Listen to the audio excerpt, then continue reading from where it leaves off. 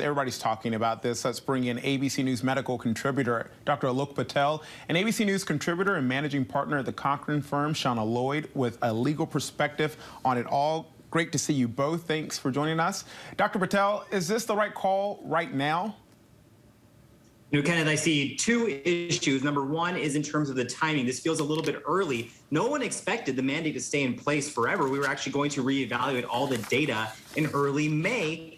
With looking at what this rise in BA2 is actually going to translate into in terms of hospitalizations. And if all went according to plan, the mandate would have been lifted. So this feels a few weeks too early. But I also, what I feel is the more frustrating part right now is that one judge in one day was able to overturn this mandate and got companies like Delta calling SARS-CoV-2 an ordinary seasonal virus, which it's neither ordinary or seasonal. And so is this the future of public health guidance, that it can be struck down during a political climate? I think that's what a lot of people right now are frustrated, worried, and concerned about.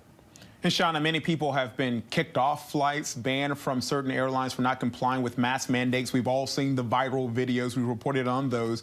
Do those passengers who've gotten into trouble, been kicked off, do they have any recourse to appeal following this federal ruling?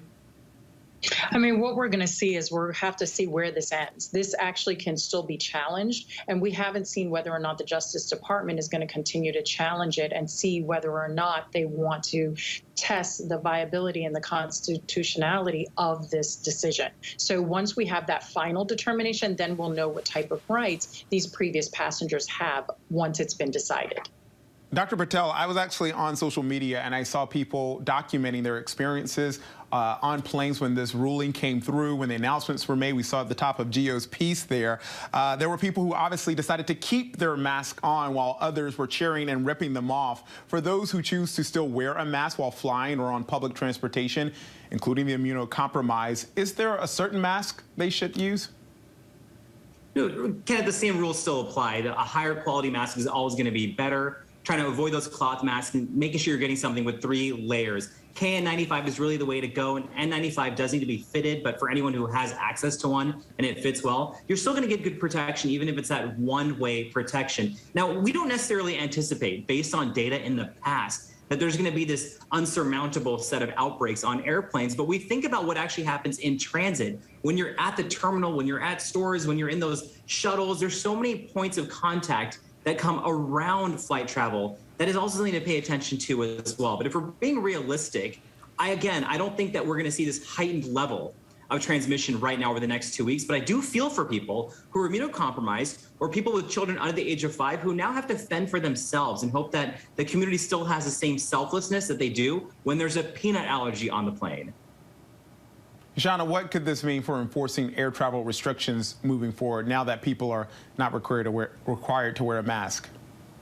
Well, right now it's going to fall on the local and state authorities to make determinations. And so what we see are waves of different mandates. So in some states, they are still requiring it on their particular under city and under county ordinances. They are still requiring mask mandates. Other areas are not requiring it. So you're going to have to be very cautious and cognizant that when you're moving around the U.S. currently, there can be different mask requirements based on where you are. And Dr. Patel, I know there's a political side to this, and you're here for the medical side, so let's dig deeper into that. This comes as at least 34 states see an increase in the Omicron subvariant. Should we be concerned that this could contribute to another wave?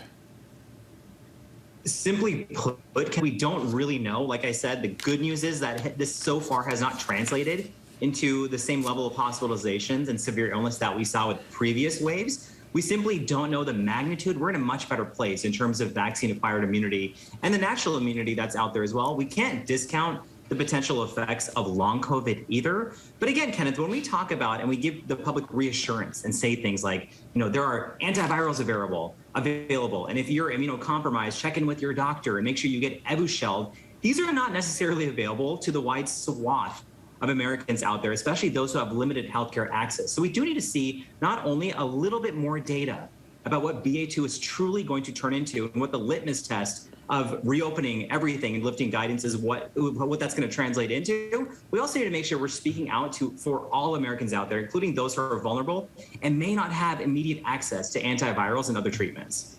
All right, this is a long way from being over. Dr. Patel, Channa, Lloyd, thank you for your time. I appreciate it. Hi, everyone. George Stephanopoulos here. Thanks for checking out the ABC News YouTube channel. If you'd like to get more videos, show highlights, and watch live event coverage, click on the right over here to subscribe to our channel. And don't forget to download the ABC News app for breaking news alerts. Thanks for watching.